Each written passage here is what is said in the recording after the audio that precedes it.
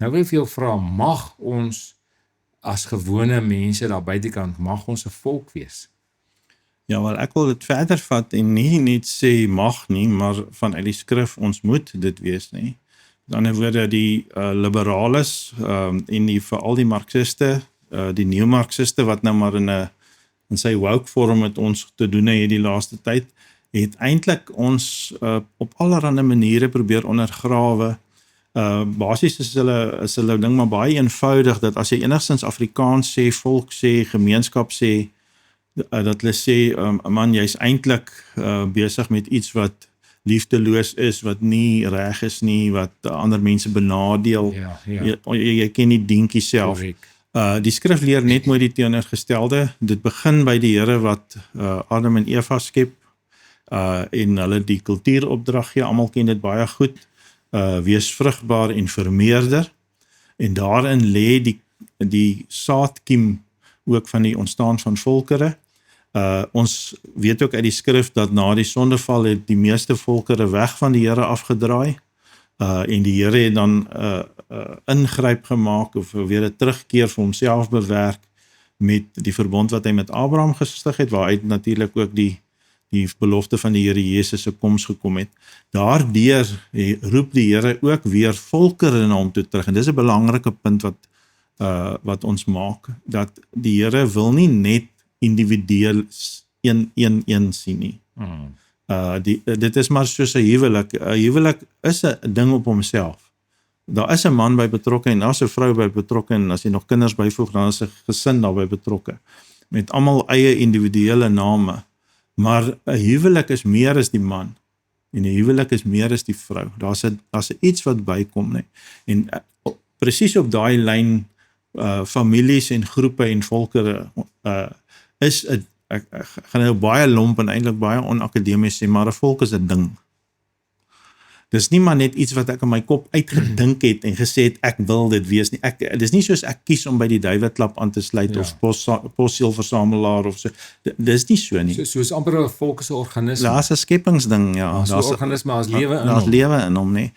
Maar dit kan daai volk as ding, as organisme kan vir of teen God wees. Dit moet ons ook besef, nie. Met ander woorde, die Openbaring boek is baie vol daarvan, dat die duiwel uiteindelik ook volkere agter hom aansleep teen Christus.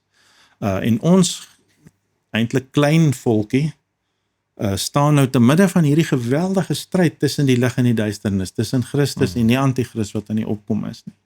En die Here wil hê dat dit wat ons in die skrif hoor en dit wat hy vir ons in die verbond beloof, moet ons ook van toepassing maak. Nie net nie, maar ook van toepassing maak op die burgerlike lewe, op ons volkslewe, met ander woorde. So ons moet ons uiterste bes gee. Alles wat doenbaar is, moet ons doen, om te besef dat ons volk is in die stryd vir die lig of die dood, of die lig of die duisternis nie. En daarom mag ons nie toelaat dat vreemde ideologieë en dwaalings en duiwelse leuns so voorgedis word, vir ons volk voorgehou word, veral nou in 'n tyd wanneer ons bang is en bevrees is, met klomp goed wat met ons gebeur, dan is dit net so dat die duiwel ons aan die neus rondlei. So ons wil graag die lyn wat die evangelie vir ons gee, die lig, Christus is die lig van die nasies, en hy skyn ook vir ons volk, en daarom is dit vir ons ook belangrik om te weet wat sê hy en wat beloof hy, maar wat ook beveel hy ons. En as daar dinge is in ons huidige omstandigheid of in ons verlede wat nie reg was nie, moet ons dit ook sê. Maar as daar dinge was wat volgens die Here is, dan hoef ons nie skaam te wees om 'n volk te wees nie. Ons moet 'n volk wees. Ons moet dit voor die Here heilig. Met ander woorde, ek glo in 'n geheiligde volk. Jy moet dit wat die Here jou gee in Christus, moet jy van toepassing maak op alle lewensterreine. Dit beteken ons volk is net soos ander volke, ons het ook sondes, maar dit mag in Christus en dit kan in Christus vergewe word, maar dan moet jy dit vra, en dan moet jy dit bely, dan moet jy weet wat sonde is, jy moet weet wat jy sê, jy moet jou roeping aanpak. Waar kry jy daai roeping? Uit die hemel uit. En die Here het vir ons 'n tyd, ek sien die uitspraak van president Trump, maak nou nie saak hoe mens oor die detail voel nie, Maar dit is 'n voorsienigheid van die Here dat hierdie magtige man 'n klein volkie se naam noem, nie? Daar sit tog iets, ja, wat wil God vir ons daardeur sê? So ons moet weer teruggaan na die skrif toe, fyn luister na die Heilige Gees oor wat sê die Here is ons volk se werk in hierdie tyd nou. Want jy het dit net nou genoem, Petrus praat daarvan, ons is 'n uitverkore geslag, en daai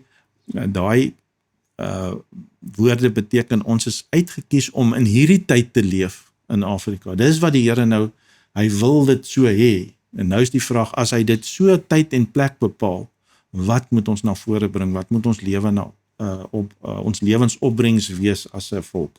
Ons kan nie net oorleef nie. Christus het ons nie gered om net te oorleef nie.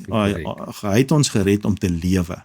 En hoe lyk 'n lewende volk wat nie maar net spartel om te oorleef nie, en ek sê dit met groot deernis, nie, want baie van ons mense het in 'n oorlewingsstryd ingegaan, nie. Dit is nie maklik vir hulle. So ek sê hierdie nie beskuldigend nie, ek sê dit met deernis.